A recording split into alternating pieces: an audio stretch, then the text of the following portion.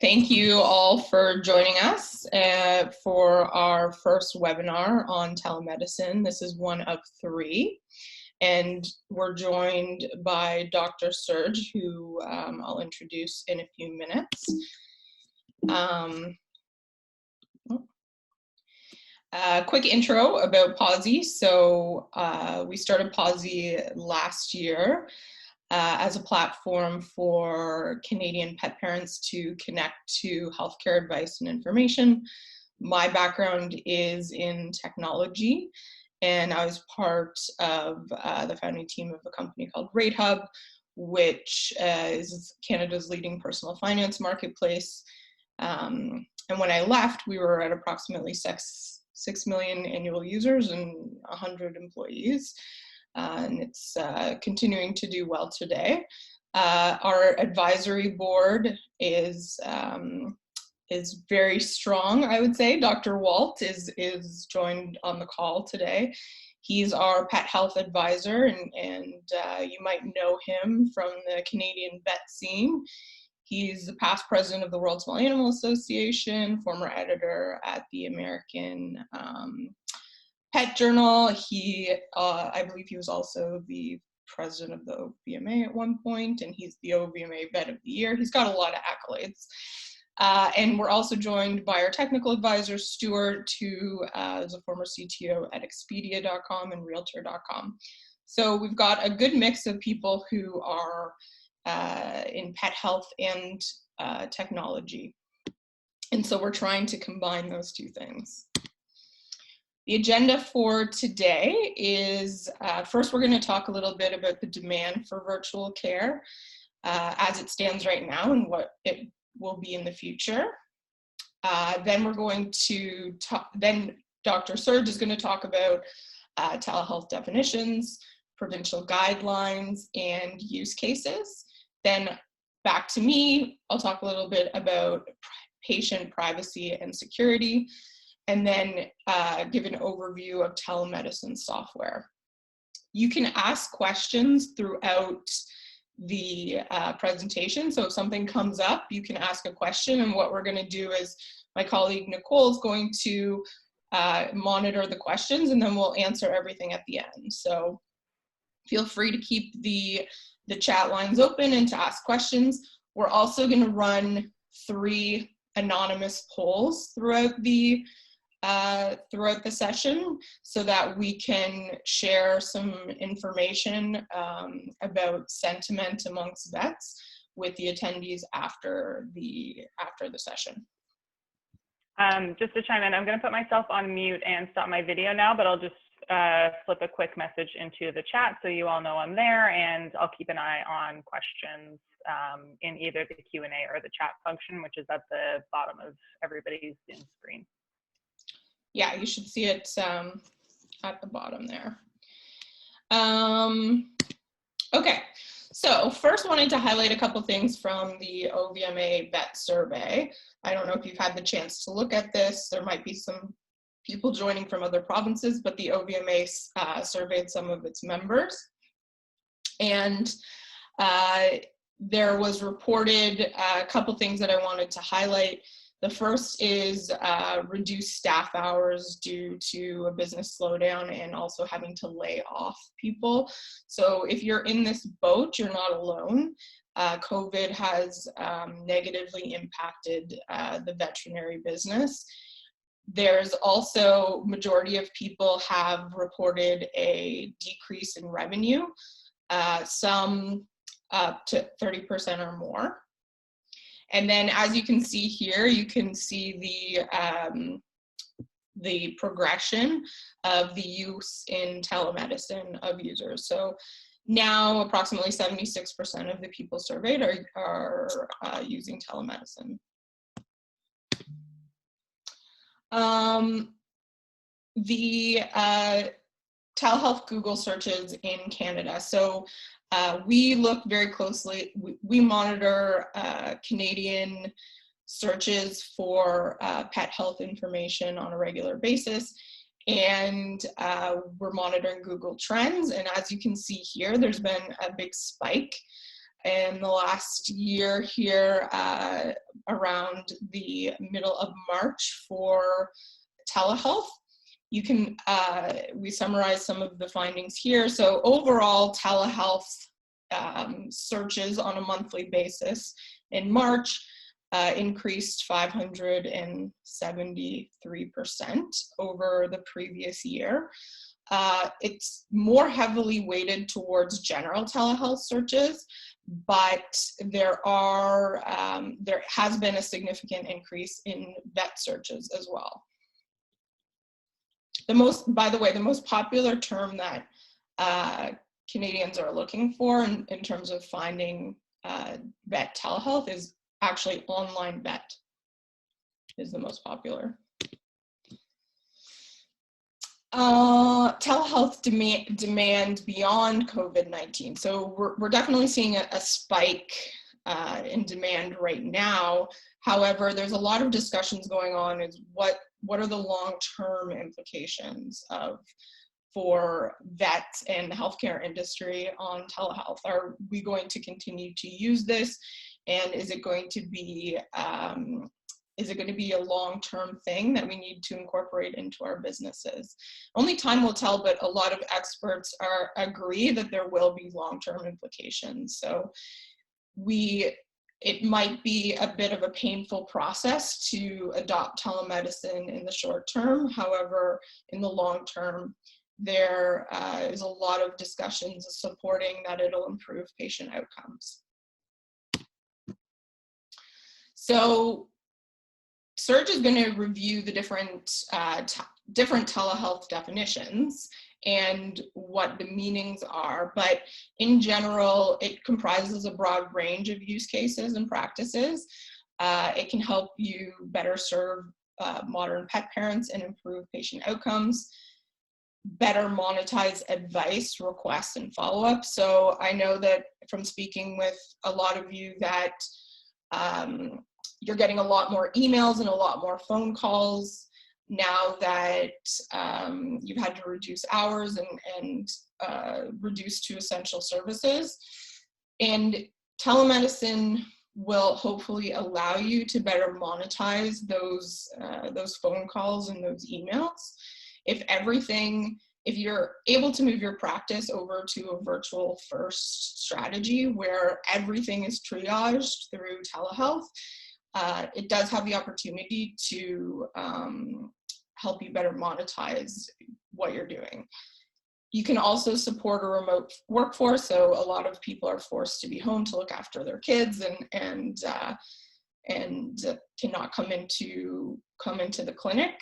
And then also we have to respect the social distancing measures and try to limit business operations to really essential services. Okay, so before I go into Dr. Serge, pass things over to him, we're gonna do our first poll, and it is anonymous, so bear with me while I launch it.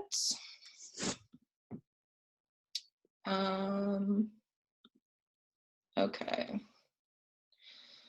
So the first poll, and you just select one answer that is most true. How has COVID-19 impacted your practice revenue? So first option, revenue is higher in April 2020 than April 2019. Second option, revenue in April 2020 is lower than April 2019. Third option, revenue is more or less the same. And then finally, if you're unsure or you have no basis to compare revenue changes in your practice, you can select that option. So just some live results here I can share. Again, this is anonymous, so 15 of the 22 attendees have voted, and 73% say that revenue is lower. So that's to be expected and is consistent with the OVMA survey. Again, I will share any polling information after the webinar, as well as we can, Serge and I can share the presentations as well. So I'm going to end this poll for now and pass things over to Serge. So Dr. Serge is a senior instructor at the University of Calgary, and he has been advising the CVMA on their telemedicine guidelines. And he's going to be talking about telehealth definitions, provincial guidelines, and use cases. So I'll pass things over to you, Serge. Thank you very much. I'll just try to... I'm going to stop my share here. There we go. Yeah, and I'll try sharing my screen. Here it comes. Okay. Can everyone see this? Yeah, we can see it. Yep, perfect. Okay. So thank you for making time this morning. I'll just give you a brief summary and discussion on telemedicine as it currently is in Canada in terms of regulations. So this is a presentation that I prepared on behalf of the CVMA. I'm on their National Issues Committee, and we recognized about a month ago that, maybe a little more than a month ago, that telemedicine was certainly going to be something very important during this pandemic as a way for veterinarians to continue delivering service. We also recognize that telemedicine regulations are varied across Canada and also changing at the same time. So in starting, telemedicine as a definition is the practice of veterinary medicine that occurs at a distance using telecommunication between veterinarian and an animal owner. So essentially it's a tool of practice, and it's the communication of medical information via electronic methods. One very, very key concept in practicing telemedicine and the regulatory side of telemedicine is that a valid veterinary client-patient relationship, VCPR, must exist. So we do this immediately when a client comes to see us in person, and in person the client agrees to the recommendations we make, and we do a physical exam. So we do this all the time when we do traditional practice veterinary medicine. Key concept is that with telemedicine, you still need that VCPR. All other regulatory requirements, such as informed consent, must be followed to allow a veterinarian to diagnose and treat a patient via telemedicine. So a little more on the VCPR. It's where a veterinarian has assumed responsibility for the medical care of a client's animal, and at the same time, the client has agreed to follow the veterinarian's directions. So this indicates that the veterinarian has adequate knowledge of an animal to pursue diagnosis and treatments of various conditions. So that's very important. And it also implies timely care and follow-up of the animal. The establishment of a valid VCPR most of the time across Canada and the US requires a veterinarian to have completed a physical exam. So essentially this is why we don't traditionally think about a VCPR when we do our traditional practice, because we usually meet the client in person, we usually do a physical exam, and we have verbal confirmation of what we're going to do and agreement. And of course, this changes a little bit with telemedicine. Once the VCPR is established, it can continue by telemedicine using a veterinarian's clinical judgment on what is best for the animal. So across Canada, all provinces now allow the use of telemedicine as a continuation of an already existing valid VCPR. And in most provinces, to establish that VCPR, you need to complete an actual physical exam. However, and this is where things have changed, in some provinces, Ontario, for the last probably year and a half, has already allowed the establishment of a virtual VCPR. And temporarily in British Columbia, Quebec, and Alberta, you're allowed to establish a VCPR virtually using telemedicine. And this means without an actual physical exam, but I'll talk about the virtual exam in just a minute. So that is certainly a game changer.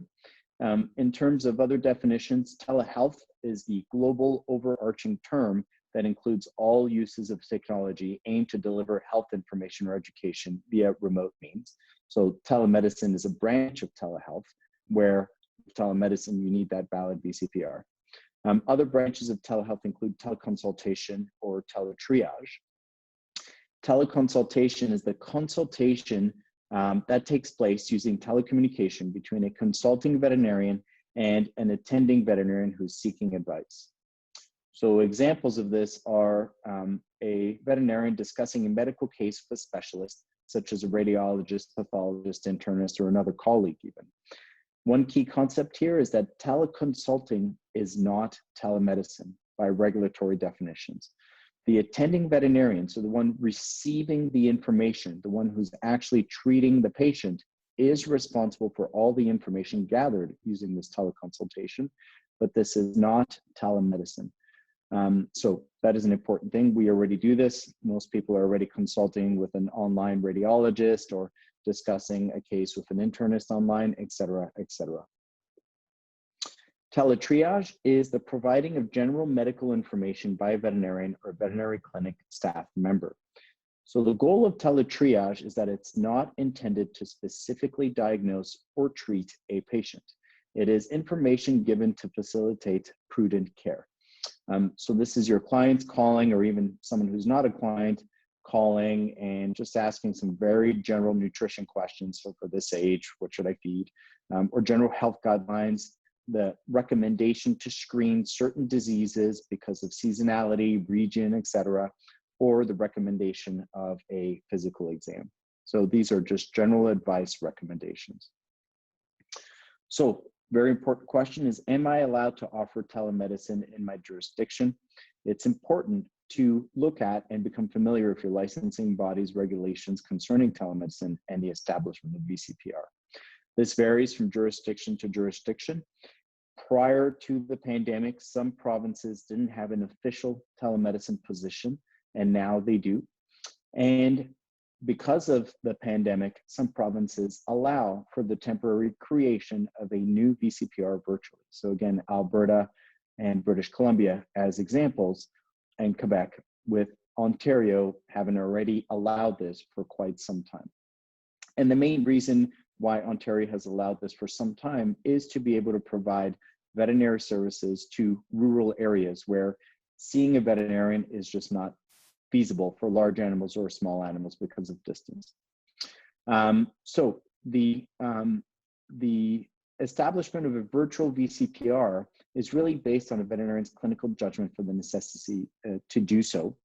And one key concept is that this virtual VCPR is based on a veterinarian practicing through an already accredited veterinary facility, so hospital or clinic. So that is an important concept there. So just a little diagram here to show that if you already have an existing VCPR, in other words, you've performed a physical exam on that animal in the past, well, there's no problem. You can do telemedicine in most provinces, if not all provinces now. My apologies, I should change that. Versus if this is a new VCPR, new client, new pet, most provinces require you to still perform an actual physical exam, so a drop-off actual physical exam. But in Ontario, you're allowed to create that VCPR virtually if you deem it appropriate to do so. In other words, can you treat this patient without an actual physical exam? And can you do it virtually? And this is also temporarily allowed again in BC, Quebec, and Alberta. So how can you use telemedicine? It's quite diverse. It's really a tool that expands your ability to provide care to your patients. So probably one of the easiest things to think about is a recheck exam. Management of certain chronic diseases that are mostly stable in pre-existing patients, and preventative care examinations. So for the instance, the renewing of tick, flea, and heartworm medications. Within the limits of the current pandemic, it facilitates the remote information gathering from animal owners with new or changing concerns. So for instance, if instead of having an in-room visit with that owner, with either a pet that you already have VCPR, or a new pet, or a pet that you already know, but change in condition, you can start and maybe even complete the appointment starting with telemedicine without having them come in and keep social distancing. What I also find interesting in this is that it may also help to offer veterinary services that those to those that are less likely to visit veterinary clinics due to other concerns. So we think about distance again. We think about transportation issues, anxious animals. I'm sure we've all heard of this, owners that don't or want to limit bringing in their anxious animals to the hospital, and they may delay bringing their animal in for an issue because they're that concerned. Certain family issues and owner illnesses. So to me, this is one really neat thing about the opening of the door of telemedicine, is that we may reach clients that we may not have reached as quickly or at all prior to this. So how do I examine the patient? So there's the virtual assisted patient exam. If you have an existing VCPR, of course, that's useful for rechecks. If you're allowed to create a new virtual VCPR in your province, then of course, this comes down to a clinical judgment. Is this going to be enough to get enough information for you to treat that patient? Of course, you can start for virtual exam and then ask for the client to bring in the animal for a drop-off physical exam. And of course, the other way to examine a patient is the drop-off exam, which of course allows for diagnostics and treatments to be carried out as well. Come back to virtual versus physical exam. For the virtual exam, make sure that the client is able to give you the information you need. So well-lit room, no distractions, clear communications, etc. And of course, make sure whatever modality you use is in the best interest of medical care. Now, what are some limitations of telemedicine? It's important to start out by understanding that it is really an extension of what we do. It does not replace what we currently do. And it does not replace what you deem important for the patient. So there are limits to the virtual exam. There's limits to what a client can adequately describe versus us being in the room and seeing things, limits to the information without diagnostics being performed, and of course, limits to technology. Now, in terms of prescriptions, can you prescribe medications using telemedicine? The answer is yes, but you have to check with the regulatory body again, because it all depends on a valid DPR. What that means, if telemedicine is allowed in your province, which we all know it is now with an existing VCPR, then prescribing is okay.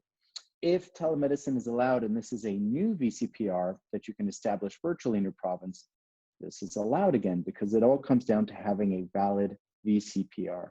But it's important to ask ourselves, do we have enough facts, information, the severity of the condition, what type of medication am I prescribing, and am I missing something by not having a physical exam or doing diagnostics?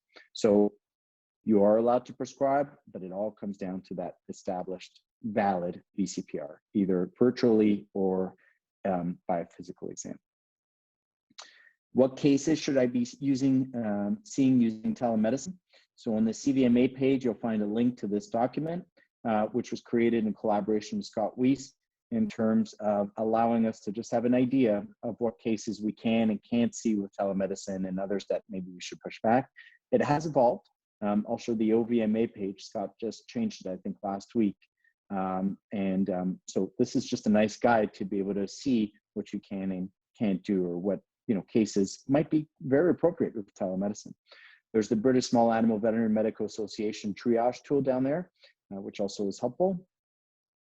In Quebec, if you're practicing Quebec, the AMVQ produced some, to me, great guidelines on there, because they have a lot of cases on there, case examples of what cases you can see using telemedicine, such as dermatology, and it's just well laid out, and they're really been promoting telemedicine as a way to ensure that their veterinary practices stay open, and also to help out with social distancing. And then the OVMA guidelines for those in Ontario, but also for anyone else, they're great guidelines, again, created with Scott Weiss. Couple last concepts. Nothing changes when it comes to informed consent. That is still necessary when it comes to telemedicine. It's important to note in the animal's chart that verbal or written consent was received, that this consultation will happen through telemedicine. Medical records, again, no change. It's the same requirements, province to province. The neat thing is that some telehealth platforms will assist with medical record keeping, and recommend follow-up document to the owner with a summary and plan. So what that means is, be able to send them a document after the telemedicine consultation, so that everyone is on the same page. The recording of the consultation, many communication telehealth platforms can record sessions, which is very helpful for writing medical records, for consent, sharing information with the client, etc. You can send them the video of your interaction after. Keynote, though, regulatory-wise, this is not necessary. And of course, client consent should be obtained, but it certainly can facilitate information sharing.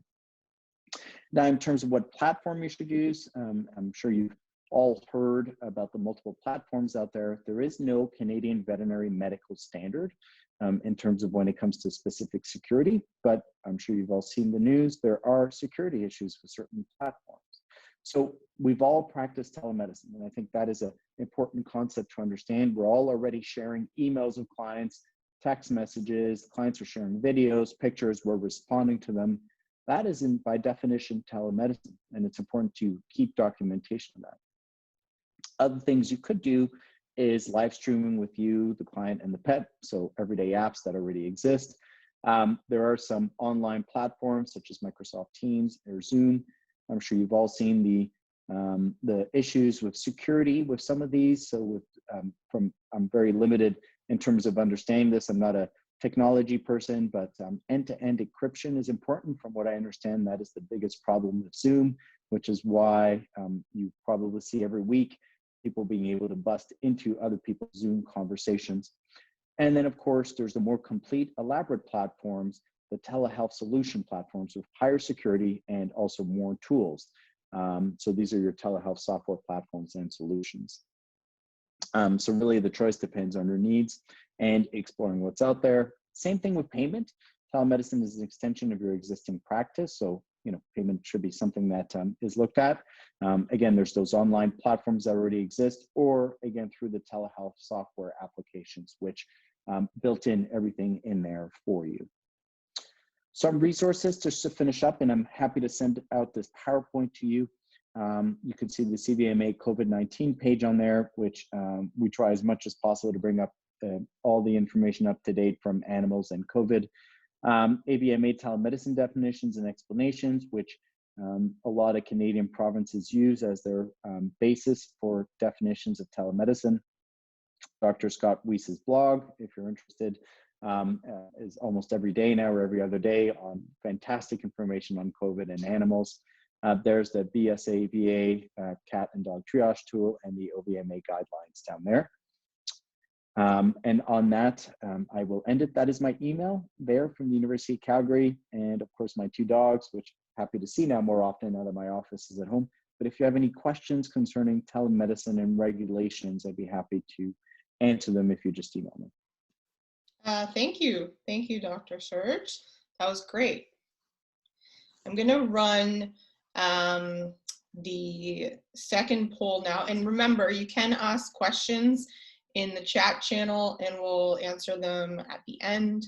Dr. Serge gave a lot of great information, so I'm sure there might be some follow-up questions. So the second poll that I want to run is, okay, I'm going to launch it now. So again, this is anonymous, and this poll is on telemedicine and patient outcomes. So do you believe that telemedicine has the potential to improve patient outcomes? First option, yes, it does have the potential to improve patient outcomes. Second option, no, telemedicine has the potential to worsen patient outcomes. Or third option, I'm undecided on whether telemedicine will improve or worsen patient outcomes. Again, these are anonymous. I do see that 19 out of 23 of you have voted, and live results, 68% are saying that yes, the telemedicine has the potential to improve patient outcomes, and 26% of you are undecided, and 5% believe that it has the potential to worsen patient outcomes. So I'm going to end that poll now.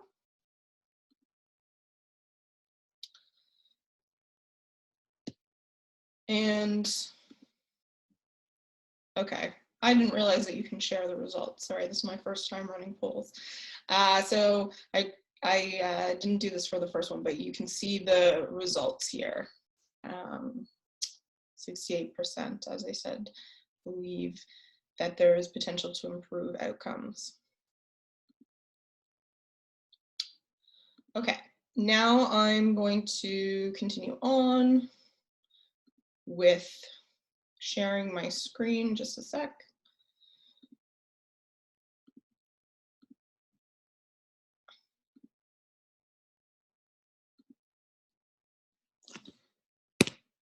Okay, so one of the things that was briefly touched on by Dr. Serge is privacy and security. Now, there's a lot of short forms for different healthcare standards. HIPAA, PIPA, PIPEDA, CASL can be very confusing. So this is just a quick guide, and I encourage you to look up more detailed information on each of these, but it's important to know what standards are that govern electronic communications are mandatory for vets versus optional for vets. So all Canadian businesses are subject to both PIPEDA and CASL. So PIPEDA is the federal act governing how businesses collect, use, or disclose personal information and the use of electronic communications. And then CASL is often known as the anti-spam legislation. So it is a federal act protecting consumers and businesses from misuse of digital technology, like unsolicited emails. Now, the HIPAA and PIPA is optional for vets, but they're not, it isn't optional for human healthcare. So these are standards governing human healthcare that you can choose to adopt for your practice as a vet. However, it's not necessary.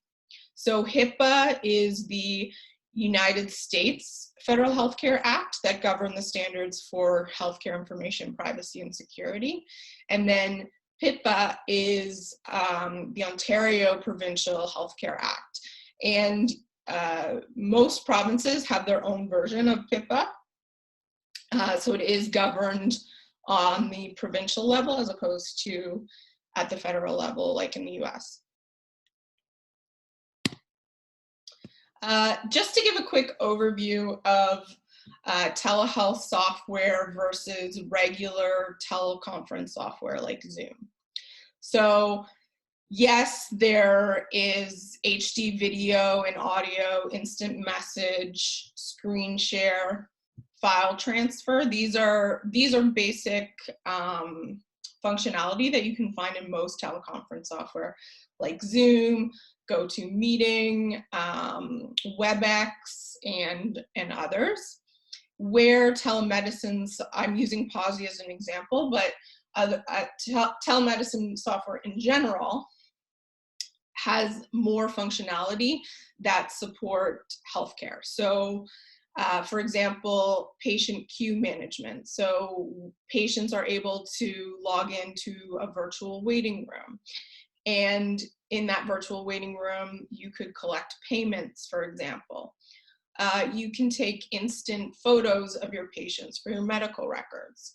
The payment collection is an important feature that can also help you protect patient-client information. So Stripe, PayPal, etc. are very safe mechanisms to collect payments as opposed to collecting credit card information over the phone or over email, which is less secure.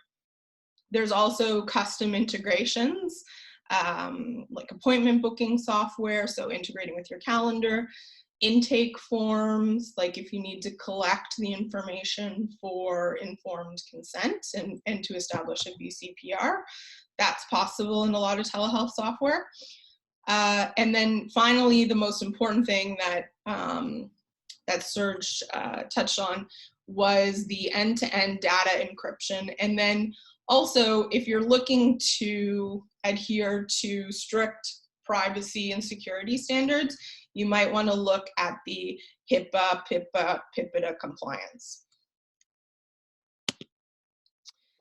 And then these are the Canadian telemedicine software options. So Pawzy, obviously, which I just talked about, but you can also check out smart.vet and Go Fetch Health.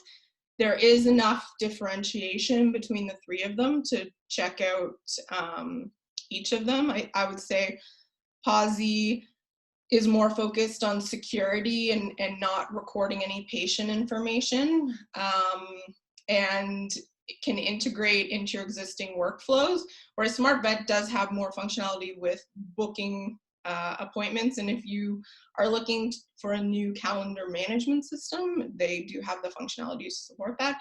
I'm less familiar with Go Fetch Health, but I encourage you to check out all three and pick the one that is best suited to your business.